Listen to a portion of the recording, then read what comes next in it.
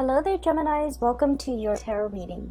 So, when I was shuffling out the spread, you have a lot of cards that jumped out and a lot of major arcana cards. So I have four major arcana cards in a 10-card spread. So that's pretty significant.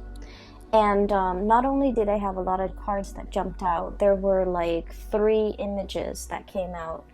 And the images looked really good, okay, but they were like really clear and they were moving. So let me just talk to you about the images that I saw and how they relate to the cards, and then we'll go into the reading. So this is the first time I'm using this deck, and by the way, this is the White Sage Tarot deck. The artist reached out to me, and I've included a link to her website where you can find a copy of this deck as well as other goodies that she has for sale. And the link is in the description box below, so I hope you give her website a visit, okay?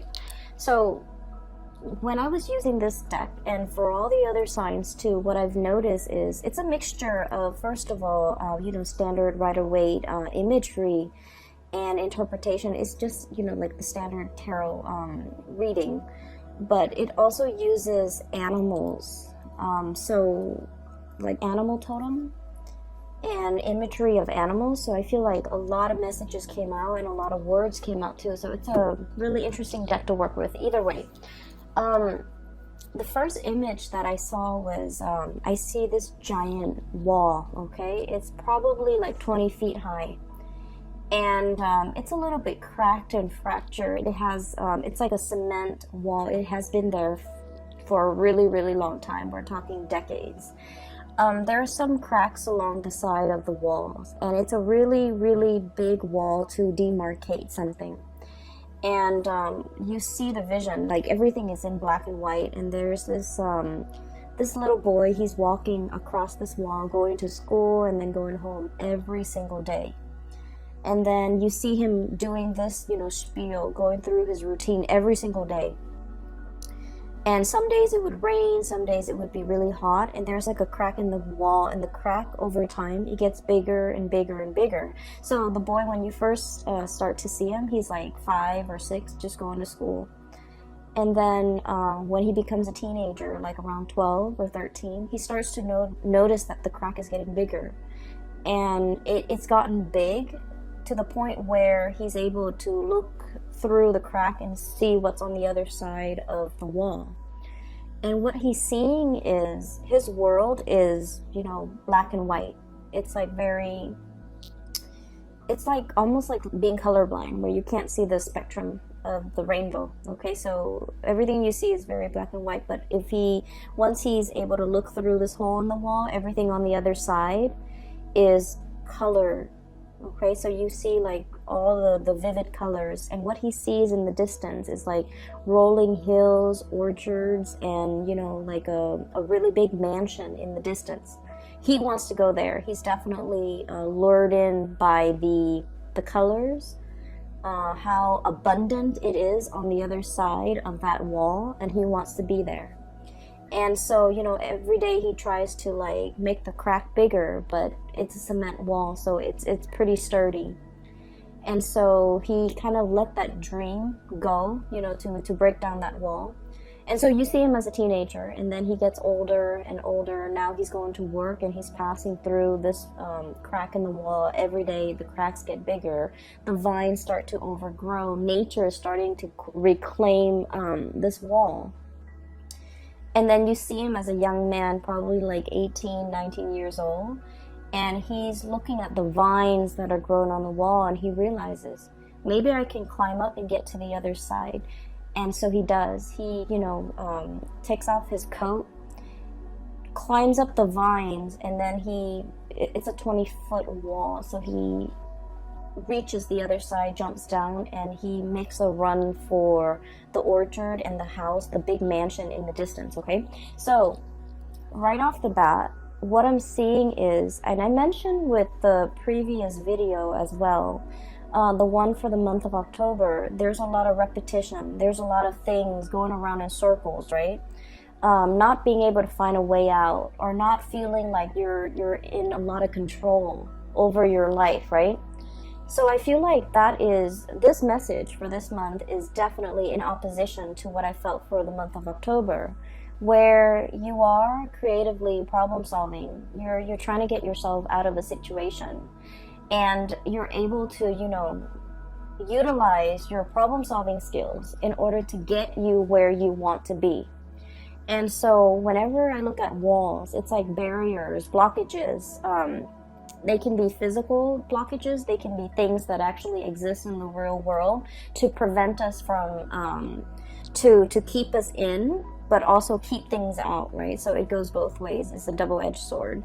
But I also feel like, they're metaphorically can be like self-limiting beliefs, okay? I really can't do that. I'm not good enough to do that.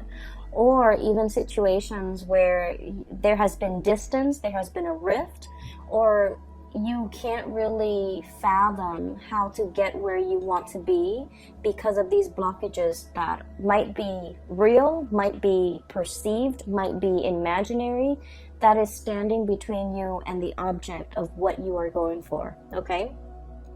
And time has a way of breaking down these walls, okay, as you see in this imagery, where it's like the passage of time, okay, realizing that we're in a situation that is not ideal, that is very routinized, that is very monotonous, like it's like a revolving door.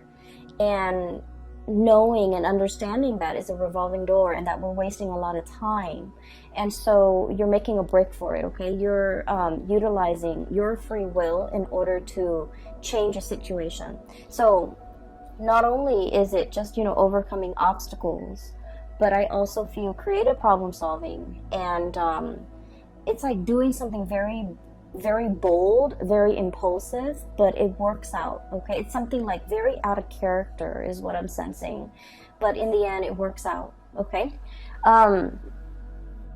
So that's the first message. And this message is, I feel like it's linked up here with the first three cards, okay? So let me talk to you about the cards. So we have the Devil.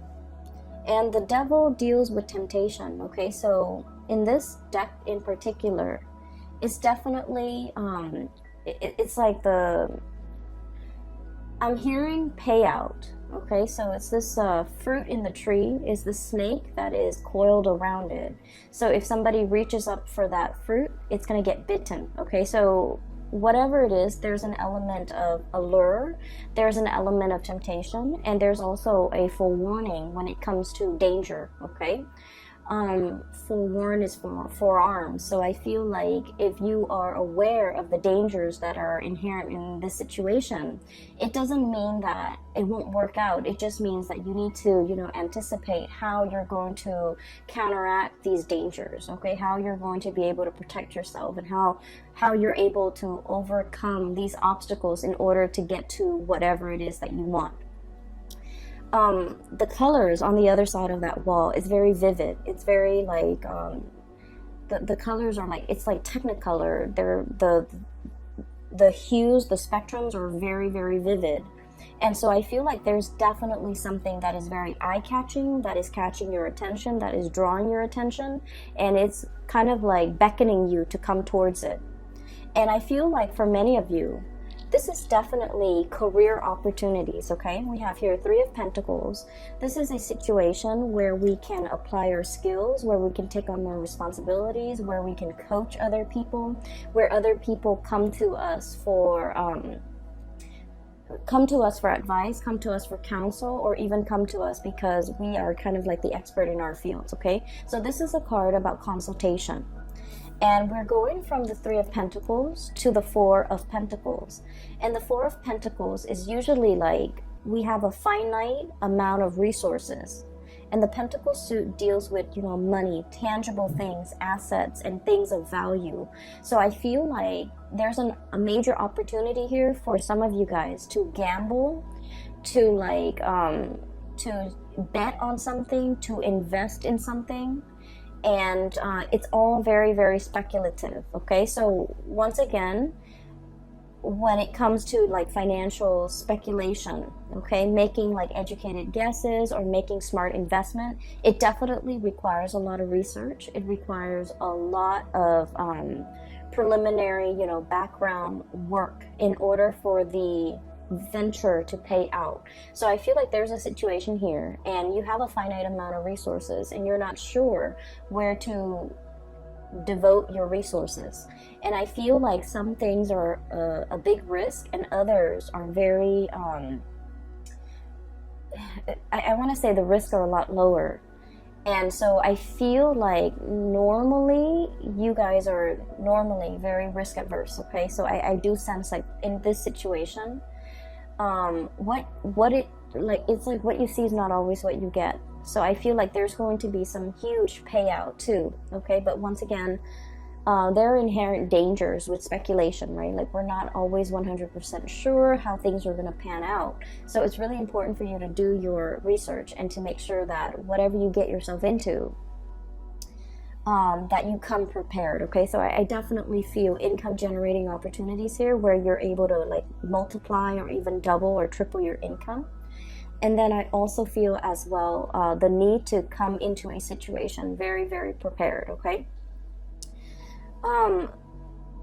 With these two cards, what I do sense is right next to each other. The Three of Pentacles is consultation. The Four of Pentacles is holding back, okay? I feel like there's somebody here who is a little bit like, it's almost like you're not really sure if you can trust them, okay? So should you reach out and consult them, or should you, you know, like, should you offer your expertise, your skills, and your guidance, or should you hold back? So I feel like there's a situation here where things are very, very opposite. Like the energy is very opposite. There's a temptation here to either reach out, or there's a temptation to hold back. Reaching out requires a lot of work and a lot of effort. Holding back ensures that things are safe and things are very, very stable. The four energies, it's like the four legs of a table. It's very stable, it's very sturdy, but it's also really, really stagnant. So I feel like you're grappling between a major decision. There's a big temptation here in the picture. You're trying to weigh out your pros and cons. I have here, and this is the Strength card, and the Strength card is basically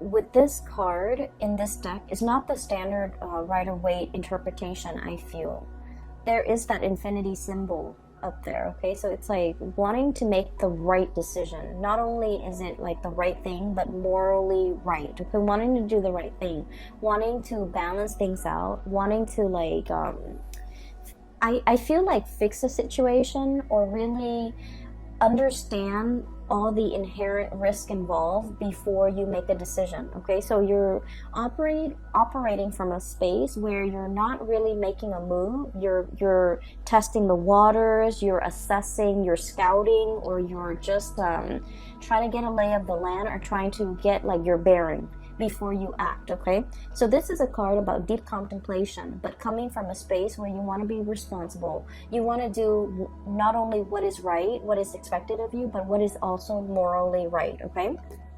So I feel like there's a situation here where Three of Pentacles, consulting, reaching out, exchanging in ideas, and, you know, opening up that channel of communication. It seems to me like it could be very, very burdensome, okay? It seems like emotions and feelings and thoughts are wound up very, very tight. And there's something here that is so neatly packaged, okay? Is wound up really, really tight. It is very burdensome, and it's hard for you to know how to extract yourself from it. It's hard for you to know, where do I even begin to unravel it? Where do I even start? Where's the beginning, where's the middle, and where's the end? So I feel like there might have been, for some of you, a really, really complicated situation that you're trying to resolve. And you're not sure. It's like biting off more than we can chew, and then not knowing, you know, what to do, like spit it out or just, you know, swallow it. Like, I feel like it's a situation where it's like we've already gotten ourselves into it. We've already it's like too late to back out, but at the same time, it's more work to continue, like sunk cost. Okay, a lot has been invested in it, and there isn't an easy way out. There isn't also an easy way to drop it either. So I feel like you're in a situation where you feel like reaching out, consulting, trying to plan for this situation might be a little bit more trouble than it's worth. Okay, and then on the other hand, what I see is with this Four of Pentacles, holding on very, very tightly to things. Okay, all the sand dollars are sinking into the quicksand. Okay, so let me show you. Four of Pentacles. It is very much about stability, but it's also about stagnancy, things sinking. Okay, it almost screams to me like a situation that is going downhill. We're holding on to it because it could be very comfortable. And a lot of the times I'm getting this imagery where you're kind of like, if you've been in it for so long, you don't notice that it's sinking. Okay, you don't notice that you're standing in quicksand. If it moves really, really, really slowly and the changes come about in such a minute way, you don't notice it until a long period of time has passed. Okay, sort of like that image that I saw, the passage of time. The cracks in the walls get bigger. The vines start to overgrow, and like nature starts to reclaim itself. Like I feel like there's definitely something that is sinking and disappearing. Yeah, disappearing, sinking into the quicksand, disappearing. And so the more that you put off, or the longer that you put off, the more it's going to disappear. And at the end of it, all you're going to get left is not these pentacles, but just, you know, the imprint in the sand. Okay, like a disappearing act. So I definitely feel you're conflicted about a decision, and you're conflicted excuse me, about a waiting too long, taking too long, and having something kind of disappear out of sight. Okay, what we have here is the Queen of Swords, and this could be your energy, Gemini, as an air sign. This is the card of Aquarius, Gemini, and Libra. Okay, when I first saw this card, the thing that really stood out is not so much the blue eyes, but the moon in the background, the crescent moon. Okay, it seems almost like an eclipse to me. So somebody in the interim, if we're taking our time, if we're taking too long, it indicates an eclipse situation where somebody might be eclipsed out of your life, where somebody might turn very, very icy and very, very cold and very distant, and they're kind of like on the move. Okay, this is very menacing. Usually this card, you know, it's not menacing, but in this deck it's almost like somebody who's on the prowl, somebody who's a predator, an energy that's very predatory, and an energy that's of somebody who is like you know, like almost like night vision. They have such strong insights, and they can see through. It's almost like having x-ray vision. They see through everything. Okay, it's somebody who's very discerning, who's very, very sharp, and they can be extremely intimidating to deal with, just because nothing passes or nothing goes unnoticed. Nothing passes through, and they see and they hear everything. So it's somebody with, like, you know, highly in tune senses. Okay. But I definitely feel an element here about, you know, eclipsing somebody, disappearing. Okay, so that's like the first image. There are two more. Let me try to remember. Oh my gosh, so I can't remember now. Let me see if I've taken notes here. Okay. So the whole concept about, you know, the eyes, okay, like turning cold and things like that, it's also as well echoed in this this card. We have here the Magician, sleight of hand. Okay, covering something, concealing something, And it's almost like creating a distraction in front of the audience so that they're seeing what you want them to see. So I feel like for some of you, this could be your energy, where you're dealing with somebody who's a performer, or you feel like you're putting on a show. You feel like at work, I have to be this way. And then at home, I have to be this way. And so I almost feel like role playing, somebody who's putting on a show, or somebody who's like going through the motions and pandering to an audience. I have to be like this with this person. I have to be like that with that person. I have to be like this. And with Gemini, you guys are already like the split personality. It is really, really important for you to realize who you are on the inside. So I feel like, wearing the mask and putting on a show and the whole concept about having to perform all the time, you might feel like you're constantly under scrutiny, okay?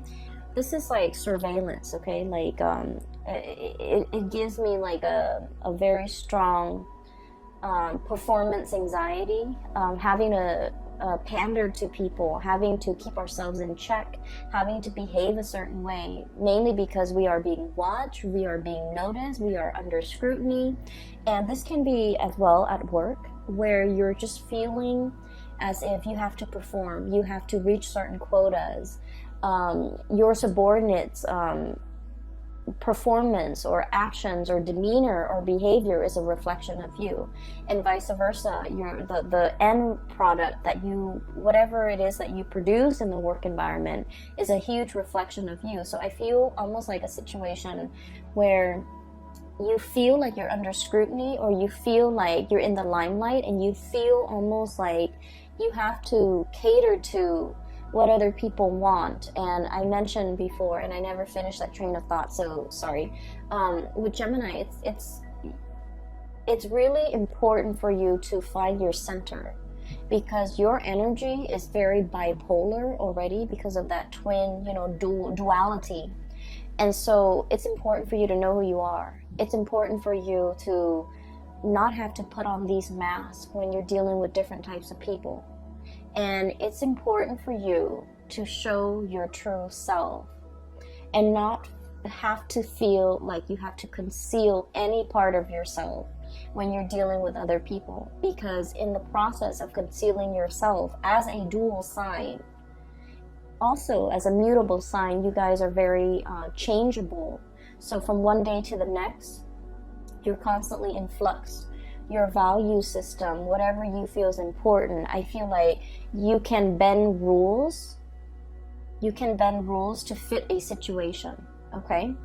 And because of that, the sense of morality, the sense of what's right and wrong, the sense of like what is morally acceptable versus what is morally not, these things can get very distorted when you have to pander to other people, when you have to perform according to what other people want, and when you feel like your true authentic self is not, coming to the surface. So it's really important for us to examine the image of ourselves that we are projecting into the world, how other people perceive us, how we can come into our own self-expression that expresses our authentic self. So I feel like there's a lot here about somebody who is trying to conceal, trying to distract, using a red herring, trying to kind of like divert attention away from a situation. And then on the flip side of that, we have the High Priestess, okay? And this is it's like a standoff is what I'm sensing. So for those of you who are familiar with the tarot, the Magician is somebody with all the elements and is able to manifest, okay, create. It's somebody who is it's like working magic. It's somebody who's a performer, who's very charming, who is able to get away with sleight of hands, twisted logic. It's somebody who's able to manipulate, right? And the High Priestess is sort of like the person that you don't want to be around if you're ever a magician. The High Priestess is somebody with like intuitive knowledge. It's somebody with like years of wisdom. It's somebody who's extremely psychic.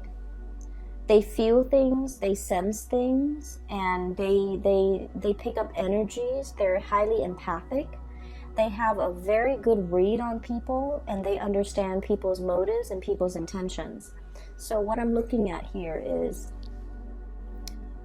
it's a cat, okay, with the crescent moon on its third eye, and it's looking right at the magician. It's like I see through the facade. I see through the mask. I see through your intentions. I see exactly what you're trying to do. Okay, so I feel like one person is definitely trying to conceal information, or trying to distract, or trying to withhold and hold back information. And then the other person is definitely already aware, okay? Can see through the fog, can see through the distractions, and can see through all of this, the facade. And so this can feel really uncomfortable, right? And that would explain why you feel like you're under scrutiny. That would explain why you feel like you have to perform. That would also explain why you feel almost like you have to be, you know, a different person depending on who your audience is. And so this is a month where I feel like drop the act, okay? It's time to drop the act. It's time to tell somebody to drop the act. I feel like you might be dealing with somebody like this who is a performer, and you're just like, I see through it, you know, you're not fooling anybody. And on the flip side, Geminis, because you're great performers, I feel like somebody might be saying this to you, you know, drop the act. I see through the facade and you're not fooling me. And so there's definitely a little bit of a standoff here. This energy seems a little bit intimidating, okay? Give me just a moment. That message, the image is coming back. Okay, yes, so let me just talk about it before I forget, because I don't want to forget again. So I'm seeing this, it's like a, it's a cliff, okay? It's a cliff, and there are these two cavemen. They're wearing like animal skin. They're very burly, cartoony looking. And they're on this cliff, and it drops off, right? And there's like a gully right here. And there's an animal underneath in that little ditch, okay, in that little hole. And these two cavemen are kind of like talking amongst themselves in their own little caveman language. And there's like a big boulder. So I think like one guy is saying to the other, let's drop this boulder down this hole so that it can kill that animal. And then that way we don't have to physically kill the animal, and we can still enjoy the spoil of it, right? And so they do that. And the hole is a lot bigger than they think. And so they drop this rock down. They think it's going to hit the animal, but the rock drops down. And then it sort of like ricochets, and it bounces off something, some like bumpy terrain, uneven terrain. And then it veers off, and it never kills that animal. So I feel like there's a situation here where it's talking about detours or like unanticipated outcomes, okay? I don't feel like it's a bad thing. I just don't feel like it's a bad thing, because when I saw the caveman, it was very cartoony. It was almost like a comic book rendition of cavemen, okay? Like just very few minimalist like brush strokes that renders a caveman. So I feel like it's not too serious, okay? It's not like the first image was very vivid. This one I feel is very cartoony, so it might not be as significant, but the message that I got from that is a detour or an unanticipated outcome. Something that you thought would be one way, and you're just like, I'm sure it's gonna work out this way. It has a different effect, okay? And what I'm seeing here is it's actually going to work in your favor, all right? So going back to this performance, I honestly feel like it might be you, Gemini, where you feel like I'm almost feeling and seeing like somebody walking around on eggshells. Somebody is like hypersensitive or hyper vigilant. Somebody who's picking up like the nonverbal cues in human interactions really well. And so if somebody's like upset, you're gonna feel very anxious, and you're gonna feel like you need to walk around on eggshells around them. And then if you're feeling like that they're sad, you might inadvertently pick up their feelings. But either way, I'm seeing like you feel like you have to watch yourself around a certain person, and it's not allowing you to be your authentic self. Okay, so here's what I'm sensing. There's definitely a big decision that you are making for this month, and hence we have like, the 4 major arcana cards coming in that indicates a lot of big events are happening, and big events are kind of like, it's like things are converging, right? So what we have here is your energy as an air sign being very decisive. This animal's got, I don't know what it is. I don't know what kind of animal it is. Some type of a feline. It's got a sword on its back. So this is like gearing for battle, approaching a situation and not backing down, right? You've made up your mind. You're going to be decisive about something.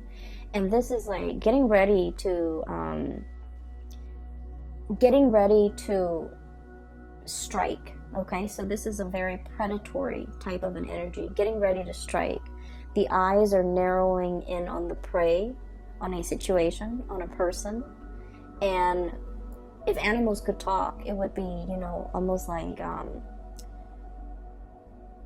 let me give you a piece of my mind, okay? It's an energy that is very directed, a little bit forceful, strong, and just really direct, very blunt, okay? I feel like there's a situation here where you are behaving like this, or you're anticipating a standoff or a clash, or like communication even with a person that might exhibit these traits. Okay, I'm seeing somebody who has turned a little bit cold. Okay.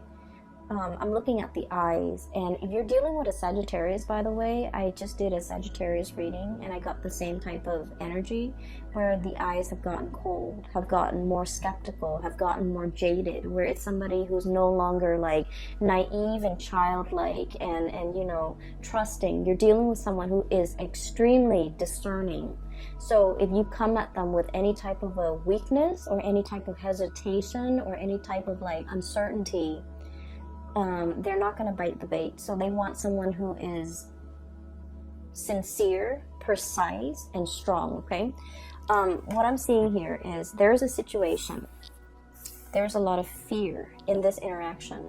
Somebody wants to approach you, and they're very, very scared about your reaction. They feel like you might have already turned your back. They feel like you might have already cast them out of your life. Likewise, you can be feeling this way towards another person, where you have already cast them out of your life, or they have already cast you out of their life, so it's a vice versa energy, and you're hesitant and trepidatious, especially about approaching the situation. And what's really standing between the two of you is this burden, okay? Things that have gotten really messy, things that have been, bunched up, not very well thought out, entangled, messy, just difficult to extricate from. Okay, so there is a situation here where it's like you're a little bit nervous about approaching this situation, or somebody is very nervous about approaching this situation with you. And I feel like one person feels that the other person has turned their back and moved on. One person is scared that the other person is upset and is getting ready to, slice. And then the other person is like, either way, it's a situation where there is a lot of blockages in between the connection. Okay? And so the whole imagery regarding detour, unanticipated outcome, is coming into the picture, because what we start to see is once the decision has been made to mend this rift, or even to communicate, or to put our heads together, consult each other, and try to solve this problem, the wands start to unravel, okay? The ribbons start to come off. Okay, so, and what we have as well, this is one of the best cards in the deck. We have the Two of Cups, mutual energy, like coming back together. So I feel like you anticipate something is going to go a certain way, and you're hesitant, you're scared, you're trepidatious about making this decision, going forward with this decision, because you're just like, there are just so many things, so many factors. You can't really extract what is like a real a real consequence versus what is like an imagined consequence in your mind. So I feel like you're just inundated with all the possible outcomes that the situation could lead to, and you're neglecting to think that maybe it's not always going to be bad. So there's a situation here you're hesitant about doing because you're dwelling on all the ways in which it could go wrong. And then the moment when you start to unravel, it starts to unravel, it falls apart, and it is kind of like very seamless. It's very easy to take it apart, dismantle, disassemble, and then rearrange. And the color schemes that I'm noticing with this is what was very, very, very burdensome, okay? What was like keeping all of this afloat, the blue or aqua or sea foam, whatever this color is. It's the Two of Cups, which basically means that, you know, like-minded, two people who are thinking the same thing, two people who are going to come together to consult one another because they're on the same boat, or to consult one another because they are like-minded, okay? So the feelings are there. So I feel like if there has been a situation where there is like a big rift, a boulder between the two of you that you can't really knock down, a wall that has been resurrected between you and another person, the cracks in the walls are starting to, you know, fracture, get bigger, meaning that wall is going to come tumbling down any minute now, okay? It's just a matter of time. So I feel like the whole concept of timing, letting time pass, I feel like for this month in November, if there has been a significant amount of time that has passed, revisit this situation and fix it, because you're going to have a really outstanding, amazing outcome from this, where you're going to start to realize that, you know, all of these fears were definitely in your head. All of these things that you thought were, you know, too difficult, they're going to work themselves out. If there has definitely been like an estrangement or like some type of an emotional rift between you and another person, and you feel like they have already slipped away, I feel things coming back together, because like I said, this is a really, really good combination. It's the counterpart, okay? It's like a couple. One person conceals, one person is afraid to express, and I'm almost feeling like, you know, the person that plays like many roles, they're afraid of showing their true self. They might not even know themselves well enough to know who they truly are. And so they hide behind masks, they hide behind roles, they hide behind facades and characters, mainly because they're afraid to be vulnerable. And definitely there's a situation here where emotions have not been expressed because of fear of rejection, fear of vulnerability, fear of being in the limelight, being exposed, being, you know, I almost feel as well, I'm hearing like seeing things for the first time, trying to see things for the first time. So maybe somebody is very, very afraid of showing feelings, expressing how they feel, because they have never done it before. And so because they've never done it before, and they're having to do it for the very first time, they can feel very uncomfortable. It's like this feather, when you're tickled, that feeling is really, really uncomfortable, right? And then I also feel like you actually don't need to be afraid, because somebody has known it all along, okay? The High Priestess, one person conceals, the other person reveals, okay? So the High Priestess could be the one that is, you know, the one concealing information. and then the other person reveals. So I definitely feel here there is reciprocity in a situation where if there has been like a little bit of a cat and mouse game playing or whatever it is, I feel like there's a coming together of something really beautiful, okay, and something very harmonious. So what you thought was very conflictual, I feel like it's going to take a detour and it's going to turn into something really good.